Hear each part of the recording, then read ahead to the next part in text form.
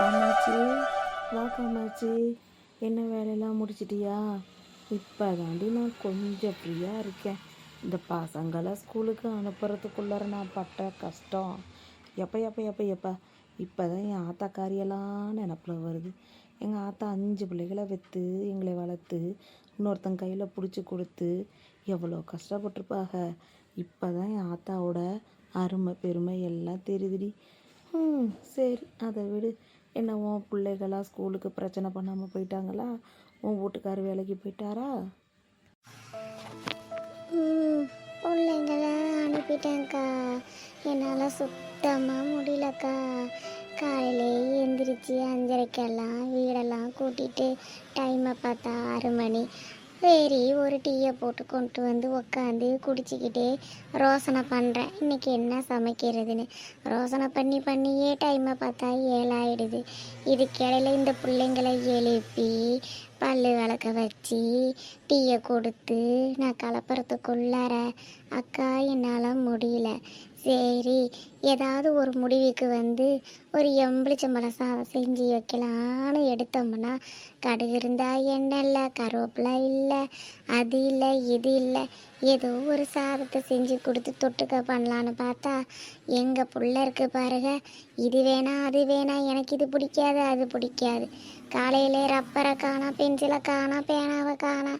இதுக்கிடையில் ஒத்த சாக்ஸ் இருக்குது, 2 சாக்ஸை காணா. எப்பா என்னால் முடியலப்பா. யாரடா இந்த ஸ்கூலை கண்டுபிடிச்சாங்கன்னு கூட சில சமயம் தோணுதுக்கா. எங்கேயாவது காசி ராமேஸ்வரம் போல் போயிடலான்னு தோணுதுக்கா. என்னடி சொல்கிற? இப்பயே காசிக்கு போகிறேன் ராமேஸ்வரம் போகிறேன்ட்டு?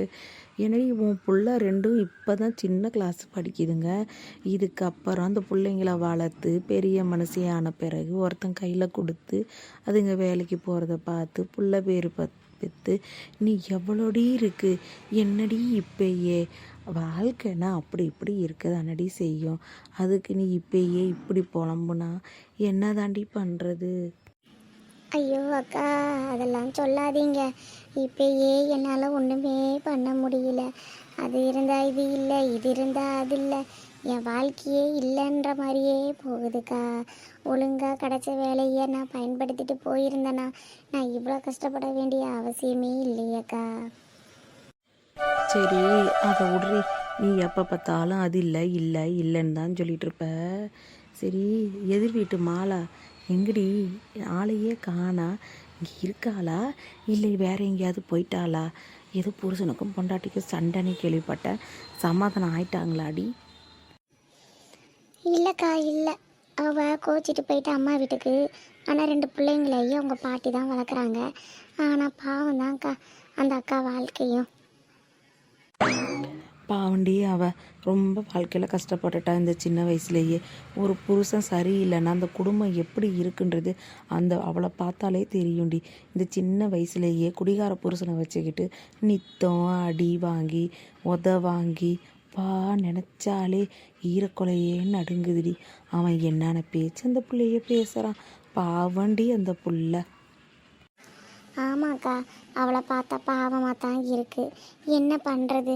நானும் போய் வந்து கேட்டுடலான்னு பார்க்குறேன். அப்படி போனால் வாயனே அடிச்சு போடுவானோன்னு பயமாக இருக்குக்கா. வேண்டாண்டி வேண்டாம், நீ எதுவும் போயிடாத. உன்னை போட்டு அவன் அடிச்சு போட்டான்னு வச்சுக்கோங்க, அவ்வளவுதான் பெரிய பிரச்சனையாகிடும். நான் ஏன் இதை சொல்கிறேன் அப்படின்னா, அவளை பார்த்து நீ திருந்திக்கோடி. அதாவது எதுவுமே இல்லை இல்லை இல்லைன்னு சொல்லாத. இருக்கிறத வச்சு நம்ம வாழ்க்கையில் ஏதாவது செய்யணும்னு யோசிக்கணும்டி. முன்னாடியே ஒரு பிளானை போட்டு ஏதாவது செய்ய.